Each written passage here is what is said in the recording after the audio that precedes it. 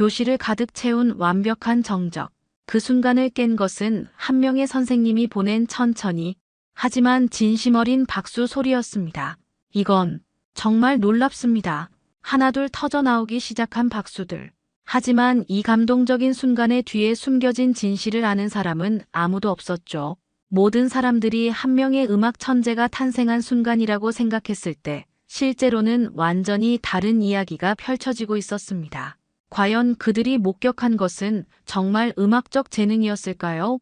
아니면 전혀 예상하지 못한 다른 종류의 천재성이었을까요? 지금부터 들려드릴 이야기는 여러분의 모든 예상을 뒤흔들 것입니다. 왜냐하면 때로는 가장 놀라운 진실이 가장 예상치 못한 곳에 숨어 있기 때문이죠. 1초밖에 걸리지 않는 구독과 좋아요 눌러주시면 이야기가 더 재미있으실 거예요. 그럼 지금부터 시작합니다. 텔레비전 화면 속에서 8살 한석수가 환하게 웃고 있었습니다. 수십 개의 조명이 그를 비추고 기자들의 질문이 쏟아졌죠. 민사고 문제를 몇 분 만에 풀었나요? 어려운 수학 공식은 어떻게 외우나요? 어린 한석수는 마치 서커스단의 원숭이처럼 사람들의 시선을 받으며 정답을 외쳤습니다. 그때의 기억이 아직도 생생합니다. 카메라 플래시가 터질 때마다 눈이 아팠고 어른들이 자신을 신기한 동물 보듯 바라보는 시선이 무서웠죠. 하지만 그땐 어렸으니까 그저 웃기만 했습니다. 아빠, 이 문제 너무 쉬워요. 17년이 지난 지금 한석수는 작은 아파트 거실에서 딸 유나에게 미적분을 가르치고 있었습니다. 유나는 아버지가 준비한 문제지를 훑어보더니 금세 지루한 표정을 지었죠. 한석수의 가슴이 묵직해졌습니다. 딸의 그 표정을 너무나 잘 알고 있으니까요. 유나야, 너무 빨리 풀지 마. 과정을 천천히 써봐. 네, 아빠. 유나는 연필을 들고 문제를 풀기 시작했습니다. 하지만 한석수는 딸의 손끝이 너무 빠르게 움직이는 걸 보며 한숨을 쉬었죠. 자신도 그랬으니까. 어린 시절 모든 것이 너무 쉬워서 지루했고 사람들의 관심이 부담스러웠습니다. 똑똑하다고 좋은 게 아니야. 똑똑해서 지옥을 본 사람도 있어. 한석수가 중얼거리자 유나가 고개를 들었습니다. 아빠, 뭐라고 하셨어요? 아니야, 그냥 혼잣말이야. 한석수는 창밖을 바라봤습니다. 회색빛 하늘 아래로 서울의 빌딩들이 빼곡히 들어서 있었죠. 이곳에서 유나를 키우는 것이 과연 옳은 일일까? 자신처럼 천재 소년이라는 꼬리표를 달고 살아가게 할 순 없었습니다. 유나는 이미 문제를 다 풀고 아버지를 바라보고 있었습니다. 그 눈빛이 너무나 맑고 순수해서 한석수의 마음이 아팠죠. 아직은 세상의 시선이 얼마나 무거운지 모르는 아이였습니다. 아빠, 저 이제 뭐해요? 잠깐만 기다려봐. 한석수는 서재로 가서 오래된 명함 하나를 꺼냈습니다. 김우석, 매사추세츠 공과대학교 연구원. 어린 시절부터 함께 자란 친구였죠. 그도 영재였지만 한석수와 달리 해외로 나가서 자신의 길을 찾았습니다. 핸드폰을 들고 망설였습니다. 10년 넘게 연락하지 않았는데 갑자기 전화를 걸어도 될까요? 하지만 유나의 미래를 생각하면 더 이상 망설일 수 없었습니다. 한석수는 마침내 용기를 내어 김우석에게 전화를 걸었습니다. 신호음이 몇 번 울린 후 익숙한 목소리가 들려왔죠. 석수야, 정말 오랜만이네. 우석아, 갑자기 연락해서 미안해. 사실 부탁이 있어서 그러는데. 한석수는 유나의 상황을 차근차근 설명했습니다. 딸이 보여주는 놀라운 재능, 그리고 한국에서의 교육 환경에 대한 걱정을 솔직하게 털어놨죠. 김우석은 중간중간 감탄사를 내뱉으며 경청했습니다. 그래, 그럼 유나가 실제로 어느 정도인지 확인해볼까? 화상통화로 간단한 테스트를 해보자. 며칠 후 거실에 노트북이 놓였습니다. 화면 너머로 김우석의 얼굴이 보였고 유나는 아버지 옆에 앉아 있었죠. 김우석은 미소를 지으며 유나에게 말했습니다. 안녕, 유나야. 아빠 친구 김우석이야. 너랑 재미있는 문제를 같이 풀어볼까? 네, 좋아요. 김우석이 준비한 문제들은 대학교 수준을 훨씬 넘어서는 것들이었습니다. 일반적인 고등학생이라면 이해조차 하기 어려운 내용들이었죠. 하지만 유나는 마치 퍼즐 맞추기를 하듯 자연스럽게 풀어나갔습니다. 특히 놀라운 건 유나의 접근법이었습니다. 정형화된 공식을 외워서 푸는 게 아니라 문제의 본질을 직관적으로 파악하고 자신만의 방식으로 해결해 나가는 모습이었죠. 김우석은 점점 눈이 커졌습니다. 이건 정말 대단한데? 1시간 남짓 진행된 테스트가 끝나자 김우석은 잠시 말이 없었습니다. 그러더니 천천히 입을 열었죠. 석수야, 이건 진짜다. 유나는 정말 특별한 아이야. 한석수의 가슴이 뛰기 시작했습니다. 기쁨과 동시에 걱정이 밀려왔죠. 역시 딸도 자신과 같은 길을 걸어야 하는 걸까요? 그런데 문제가 있어. MIT 입학까지는 행정적인 절차가 복잡해. 최소 1년은 걸릴 거야. 김우석은 잠시 생각하더니 대안을 제시했습니다. 일단 매사추세츠에 있는 명문 고등학교에 전학을 시켜보는 게 어떨까? 거기서 적응하면서 MIT 입학 준비를 하는 거지. 한석수는 고민에 빠졌습니다. 한국을 떠나 낯선 땅에서 딸을 혼자 키워야 한다는 부담감이 컸죠. 하지만 유나의 미래를 생각하면 다른 선택의 여지가 없었습니다. 알겠어. 준비해보자. 그날 밤 한석수는 유나와 함께 앉아서 이야기를 나눴습니다. 유나야, 아빠가 중요한 얘기를 하려고 해. 우리 미국으로 이사 가는 게 어떨까? 미국이요? 왜요? 내가 더 많은 걸 배우고 꿈을 펼칠 수 있는 곳이거든. 유나는 잠시 생각하더니 고개를 끄덕였습니다. 아빠가 그게 좋다고 하시면 전 괜찮아요. 새로운 곳에서 공부하는 것도 재미있을 것 같아요. 한석수는 딸의 순수한 대답에 마음이 아팠습니다. 아직 세상의 편견이 얼마나 차가운지 모르는 아이였으니까요. 몇 달 후 인천공항 출국장에서 한석수와 유나는 커다란 캐리어 2개를 끌고 있었습니다. 몇십 년을 살아온 모든 것을 뒤로하고 새로운 시작을 향해 떠나는 순간이었죠. 한석수의 손은 미세하게 떨리고 있었습니다. 아빠 괜찮으세요? 유나가 아버지의 긴장한 모습을 눈치채고 물었습니다. 한석수는 억지로 미소를 지으며 딸의 머리를 쓰다듬었죠. 응, 괜찮아. 그냥 오랜만에 비행기를 타서 그래. 하지만 진짜 이유는 달랐습니다. 과연 자신이 딸을 제대로 보호할 수 있을까 하는 걱정 때문이었죠. 한국에서도 영재라는 꼬리표 때문에 힘들었는데 언어도 다르고 문화도 다른 곳에서 유나가 어떤 시선을 받게 될지 두려웠습니다. 비행기 안에서 유나는 창밖 풍경을 신기해하며 바라봤습니다. 구름 위로 펼쳐진 끝없는 하늘이 마치 새로운 가능성을 상징하는 것 같았죠. 한석수는 딸의 밝은 표정을 보며 조금씩 마음을 진정시켰습니다. 보스턴에 도착한 후 김우석이 공항에서 그들을 맞아주었습니다. 오랜만에 만난 친구는 예전보다 조금 늙어 보였지만 여전히 따뜻한 미소를 짓고 있었죠. 유나야, 드디어 만나네. 화상으로만 봤는데 실제로 보니까 더 똑똑해 보인다. 안녕하세요. 도움 주셔서 감사합니다. 유나는 정중하게 인사했습니다. 김우석은 유나의 차분한 태도에 감탄하며 한석수를 바라봤죠. 정말 잘 키웠구나. 예의도 바르고. 김우석이 마련해준 아파트는 학교에서 가까운 조용한 주택가에 있었습니다. 크지는 않았지만 깔끔하고 아늑했죠. 유나는 자신의 방을 둘러보며 만족스러워했습니다. 아빠, 여기 책상이 정말 커요. 공부하기 좋을 것 같아요. 이사 정리를 마친 후 김우석은 한석수와 따로 이야기를 나눴습니다. 석수야, 솔직히 말하면 걱정이 돼. 여기 아이들이 생각보다 배타적일 수 있거든. 무슨 뜻이야? 특히 동양인에 대한 편견이 있어. 그냥 공부만 잘하는 로봇 같다고 생각하는 애들이 많아. 유나가 상처받을 수도 있다는 얘기야. 한석수의 얼굴이 어두워졌습니다. 역시 걱정했던 일이 현실이 되는 것 같았죠. 하지만 너무 걱정하지는 마. 유나는 특별한 아이니까. 시간이 지나면 인정받을 거야. 드디어 개학 첫날이 되었습니다. 유나는 새 교복을 입고 거울 앞에 서 있었습니다. 한석수는 딸의 뒷모습을 바라보며 복잡한 심정이었죠.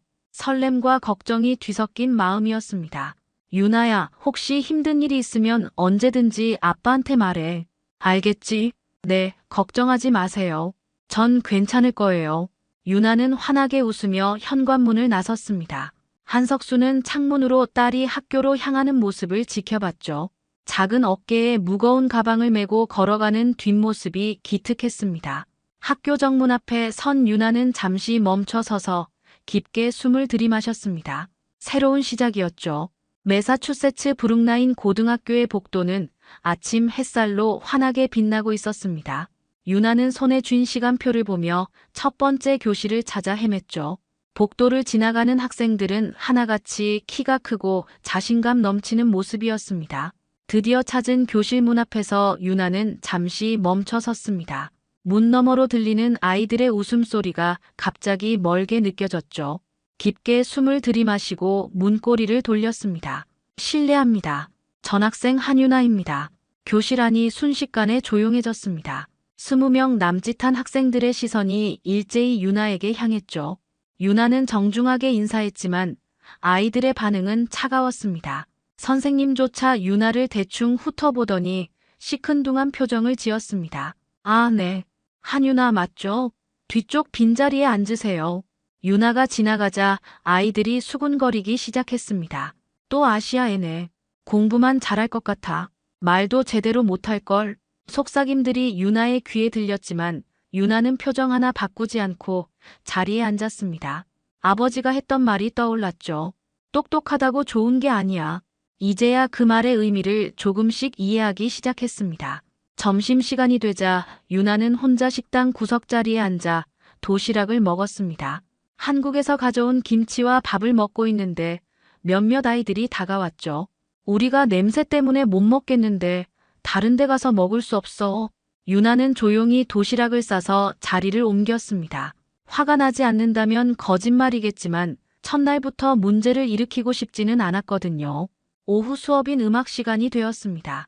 음악실에 들어서자 피아노와 각종 악기들이 눈에 들어왔죠. 유나는 어릴 때부터 음악을 좋아했지만 정식으로 배운 적은 없었습니다. 그저 수학적 패턴으로 이해하고 있을 뿐이었죠. 안녕, 나는 제니야. 금발의 파란 눈을 가진 예쁜 여학생이 유나에게 말을 걸었습니다. 제니는 학교에서 유명한 학생이었죠. 음악과 연극 동아리의 중심 인물이고 많은 아이들이 그녀를 부러워했습니다. 안녕하세요. 한유나입니다. 한국에서 왔다고 들었어. K-팝 좋아해? 제니의 질문에는 미묘한 조롱이 섞여 있었습니다. 마치 아시아 애들은 K-팝밖에 모르겠지라는 편견이 담겨 있었죠. 음악을 좋아하긴 하지만 장르를 가리지는 않아요. 아, 그래. 그럼 클래식은 어때? 바흐나 베토벤 같은 거 말이야. 제니의 목소리가 점점 도전적으로 변했습니다. 주변 아이들도 관심을 보이며 둘의 대화를 지켜봤죠. 좋아해요. 특히 바흐의 푸가는 수학적 구조가 정말 아름답다고 생각합니다. 수학적 구조? 제니가 픽 웃었습니다. 음악을 수학으로 이해한다는 게 우스워 보였던 거죠. 음악은 감정이야, 수학이 아니라. 아시아 사람들은 모든 걸 공식으로만 이해하려고 하네. 교실이 조용해졌습니다.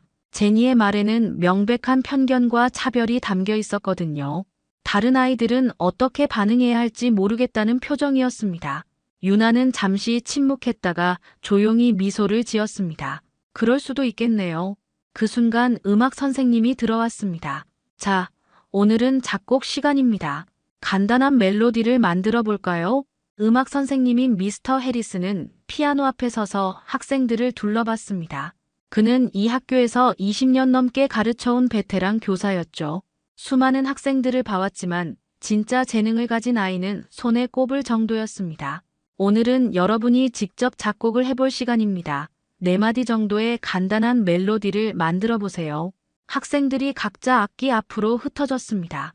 제니는 자신 있는 표정으로 피아노로 향했고 다른 아이들도 저마다 익숙한 자리를 찾아갔죠.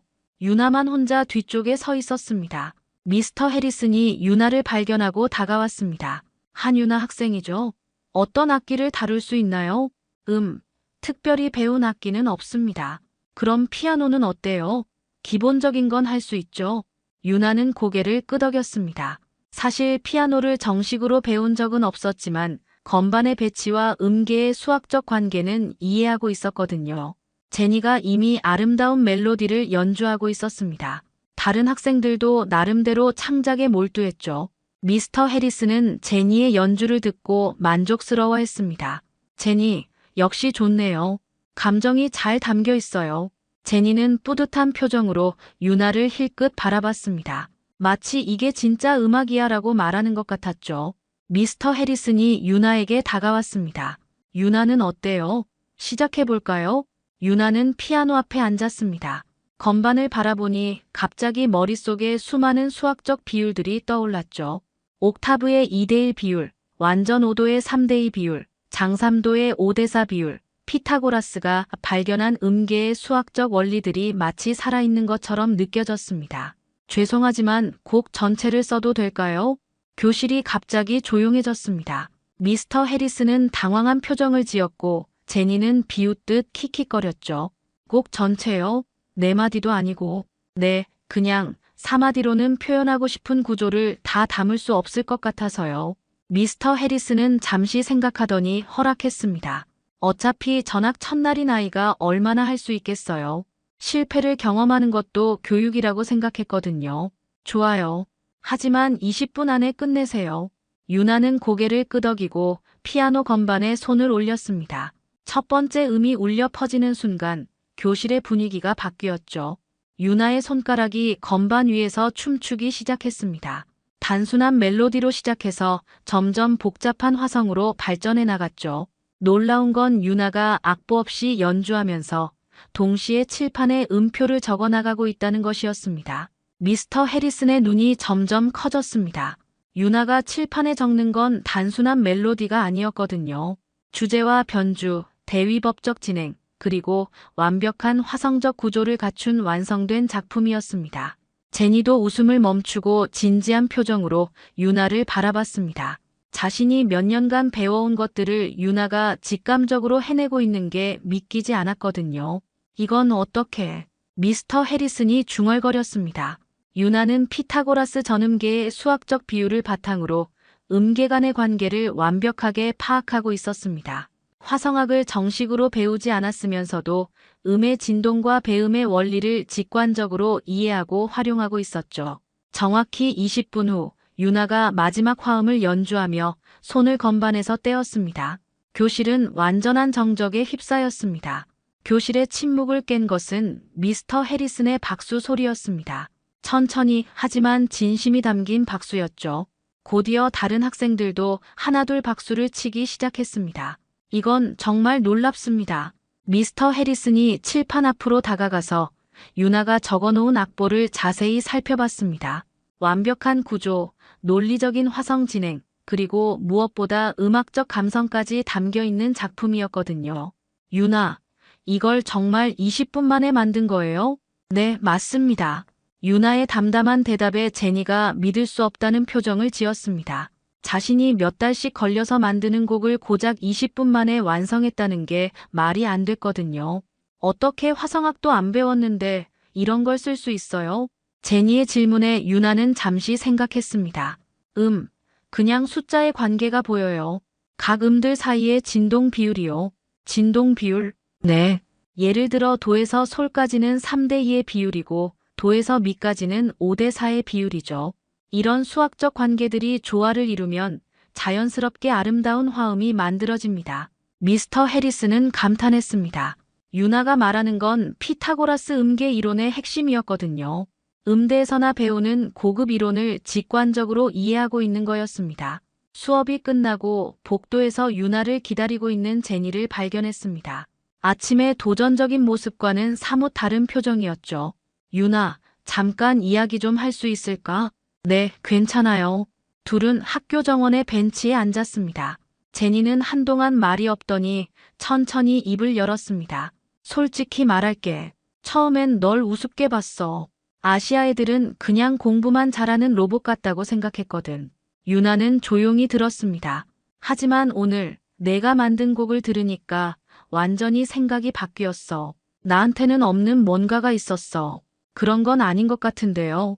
아니야. 분명히 다른 거야. 제니가 유나를 진지하게 바라봤습니다.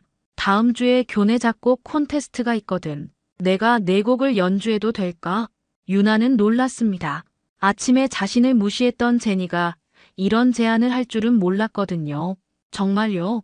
하지만 제 곡이 콘테스트에 어울릴지. 어울려. 아니, 어울리는 정도가 아니라 압도적일 거야. 제니의 눈에는 확신이 담겨 있었습니다. 그날 밤 유나의 곡에 대한 소문이 학교 전체로 퍼졌습니다. 몇몇 학생들이 음악실에서 녹음한 영상을 소셜미디어에 올렸고 댓글들이 폭주했죠. 이게 정말 고등학생이 만든 곡이야? 전문 작곡가 수준인데 우리 학교에 이런 천재가 있었나? 다음 날 아침 유나가 학교에 도착하자 분위기가 완전히 바뀌어 있었습니다. 어제까지 시큰둥하던 아이들이 호기심 어린 눈빛으로 유나를 바라봤거든요. 유나, 정말 대단하더라. 혹시 다른 곡도 있어? 갑작스러운 관심에 유나는 당황했습니다. 하지만 동시에 안도감도 들었죠. 적어도 무시당하지는 않을 것 같았거든요. 제니가 다가왔습니다. 콘테스트 준비 어때? 같이 연습할까? 네, 좋아요. 유나는 미소를 지었습니다. 처음으로 이 낯선 땅에서 친구가 생길 것 같았거든요. 일주일 후 학교 강당은 작곡 콘테스트를 보러 온 사람들로 가득 찼습니다. 학생들과 학부모뿐만 아니라 지역 언론사 기자들까지 찾아왔죠. 유나의 곡에 대한 소문이 학교 밖으로까지 퍼져나간 결과였습니다. 무대 뒤에서 제니는 긴장한 모습으로 손가락 스트레칭을 하고 있었습니다. 유나는 조용히 옆에 앉아서 악보를 다시 한번 점검했죠. 긴장돼요? 유나가 물었습니다. 조금. 내 곡이 너무 완벽해서 내가 망칠까봐 걱정이야. 제니는 솔직하게 대답했습니다. 일주일간 연습하면서 느낀 건 유나의 곡이 단순히 아름다운 멜로디가 아니라는 점이었거든요. 각 음표 하나하나가 정확한 의도를 가지고 배치되어 있었고 전체적인 구조가 수학적으로 완벽했습니다. 제니가 연주하면 분명 원래보다 더 좋아질 거예요. 음악적 감성이 더해질 테니까요. 유나의 격려에 제니는 미소를 지었습니다. 처음엔 경쟁심으로 시작했던 관계였지만 이제는 진정한 존중과 우정으로 바뀌고 있었죠. 드디어 제니의 순서가 되었습니다. 무대 위에 그랜드 피아노 앞에 앉은 제니는 잠시 심호흡을 했습니다. 객석에서는 조용한 기대감이 흘렀죠. 첫 번째 음이 울려 퍼지는 순간 강당 전체가 숨을 죽였습니다. 유나의 수학적 완벽함에 제니의 감성이 더해진 연주는 그야말로 압도적이었거든요. 복잡한 화성 진행이 자연스럽게 흘러나갔고 주제와 변주가 절묘하게 얽혀들었습니다. 관객들은 완전히 빠져들었습니다.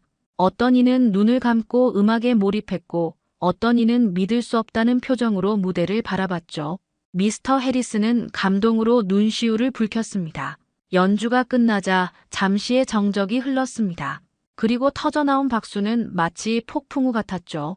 기립박수가 몇 분간 계속되었습니다. 브라보! 누군가 소리쳤습니다. 제니는 무대에서 유나를 찾아 고개를 끄덕였고 유나도 환하게 웃으며 박수를 쳤습니다. 콘테스트 결과는 뻔했습니다. 만장일치로 1등이었죠. 시상식이 끝나자 기자들이 몰려들었습니다. 곡을 쓴 학생과 인터뷰를 하고 싶은데요. 이런 놀라운 재능의 배경이 궁금합니다. 혹시 어릴 때부터 음악을 전문적으로 배웠나요? 유나는 갑작스러운 관심에 당황했습니다. 마치 어린 시절 아버지가 겪었던 상황과 비슷했거든요. 그때 뒤에서 익숙한 목소리가 들렸습니다. 잠깐만요. 김우석이 나타났습니다. 그는 차분하면서도 단호한 목소리로 말했죠. 죄송하지만 개별 인터뷰는 어려울 것 같습니다. 하지만 이런 천재적인 재능에 대해 사람들이 알 권리가. 천재적인 재능이라고 하셨는데요. 김우석이 기자를 조용히 바라봤습니다. 이 곡은 그녀의 관심 분야가 아닙니다. 이건 그저 수학적 취미였을 뿐이죠. 강당이 갑자기 조용해졌습니다. 기자들은 무슨 말인지 이해하지 못하겠다는 표정이었죠. 무슨 뜻인가요? 한유나 학생은 음악 전공자가 아닙니다. 그녀는 MIT 입학을 준비 중인 수학 전공 학생이에요. 이 말에 사람들이 술렁이기 시작했습니다. 음악 천재가 아니라 수학 천재라니요. 그럼 이 곡은 피타고라스 음계 이론을 수학적으로 분석하고 구현한 결과물입니다. 그녀에게는 음악이 아니라 수학 공식이었던 거죠. 유나는 김우석을 고맙게 바라봤습니다. 또다시 천재 소녀라는 꼬리표가 붙을 뻔했는데 김우석이 적절히 상황을 정리해 준 거였습니다. 김우석의 발언이 있은 후 학교 분위기는 완전히 바뀌었습니다. 유나를 바라보는 시선에 경외감이 섞이기 시작했죠. 음악을 취미로 했을 뿐인데 저런 결과물을 만들어낸다는 게 더욱 충격적이었거든요. 다음 날 아침 유나가 등교하자 복도에서 아이들이 수군거렸습니다. 진짜 MIT 간다던데? 수학으로 음악을 만든다는 게 말이 돼. 천재는 역시 다르구나. 하지만 이번엔 달랐습니다. 예전처럼 배척하는 시선이 아니라 순수한 호기심과 존경이 담겨 있었죠. 유나는 이제 편안하게 복도를 걸을 수 있었습니다. 제니가 다가왔습니다. 유나, 정말 대단해. 음악이 취미라니 믿기지 않아. 제니 덕분에 곡이 빛날 수 있었어요. 감사해요. 앞으로도 가끔 곡 써줄 수 있어. 물론 MIT 가면 바쁘겠지만 언제든지요. 두 사람은 미소를 주고받았습니다. 처음엔 대립했지만 이제는 진정한 친구가 된 거였죠. 한 달 후 김우석에게서 반가운 소식이 전해졌습니다. 유나 MIT 입학이 확정됐어. 특별 전형으로 바로 입학할 수 있게 됐어. 한석수는 기쁘면서도 복잡한 심정이었습니다. 딸이 꿈을 이루게 된 건 기뻤지만 동시에 걱정도 컸거든요. MIT라는 곳은 전 세계의 천재들이 모이는 곳이니까요. 아빠, 걱정하지 마세요. 전 괜찮을 거예요. 유나는 아버지의 마음을 알고 있었습니다. 어린 시절 자신이 겪었던 고통을 딸도 겪게 될까봐 두려워하는 거라는 걸 말이죠. 유나야, 만약 힘든 일이 있으면 그때는 아빠가 가르쳐 주신 대로 할 거예요. 똑똑한 건 축복이지만 그걸 어떻게 사용하느냐가 더 중요하다고 하셨잖아요. 한석수는 딸의 말에 안심했습니다. 유나는 자신과 달리 세상과 소통하는 법을 알고 있었거든요.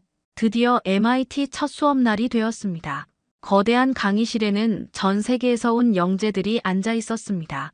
각자 다른 피부색, 다른 언어를 사용하지만 모두 뛰어난 두뇌를 가진 아이들이었죠. 유나는 가운데쯤 자리에 앉아서 주변을 둘러봤습니다. 긴장되기보다는 설레었습니다. 드디어 자신과 비슷한 사고를 하는 사람들과 함께 공부할 수 있게 된 거니까요. 교수가 들어와서 칠판에 복잡한 수식을 적기 시작했습니다. 다른 학생들은 열심히 필기했지만 유나는 그냥 바라보기만 했습니다. 수식의 패턴이 머릿속에서 자연스럽게 정리되고 있었거든요. 혹시 이 문제를 풀어볼 학생 있나요? 교수가 물었습니다. 몇몇 학생들이 손을 들었고 유나도 조용히 손을 들었죠. 강의실 밖 복도에서 한석수가 유리창을 통해 딸을 바라보고 있었습니다. 전 세계의 영재들 사이에서도 당당하게 자신의 의견을 말하는 유나의 모습이 자랑스러웠죠. 김우석이 옆에 다가왔습니다. 어때? 후회 안 해? 아니야. 이게 맞는 것 같아. 한석수는 미소를 지었습니다. 자신은 어린 시절 세상의 시선을 견디지 못해 숨어버렸지만 유나는 달랐습니다. 세상과 소통하면서도 자신을 잃지 않는 법을 알고 있었거든요. 유나가 칠판 앞에서 자신만의 방식으로 문제를 풀어나가는 모습을 보며 한석수는 속으로 말했습니다. 이젠 세상이 널 보여주겠지. 제대로. 더 이상 숨길 필요도 두려워할 필요도 없었습니다. 유나는 자신의 재능을 올바르게 사용할 줄 아는 아이로 자라났거든요. 그리고 이곳 MIT에서 그 재능을 마음껏 펼칠 수 있을 거였습니다. 강의가 끝나고 유나가 복도로 나왔습니다. 아버지를 발견한 유나는 환하게 웃으며 달려왔죠. 아빠, 정말 재미있어요. 여기서 정말 많은 걸 배울 수 있을 것 같아요. 한석수는 딸을 꼭 안아주었습니다. 이제야 정말 안심이 되었거든요. 유나는 자신과 다른 길을 걸어갈 거였습니다. 더 밝고 더 당당한 길을 말이죠. 오늘 이야기 어떠셨나요? 구독과 좋아요는 이미 하셨을 테니 시청자님의 의견을 댓글로 달아주세요. 항상 건강하시고 행복하세요.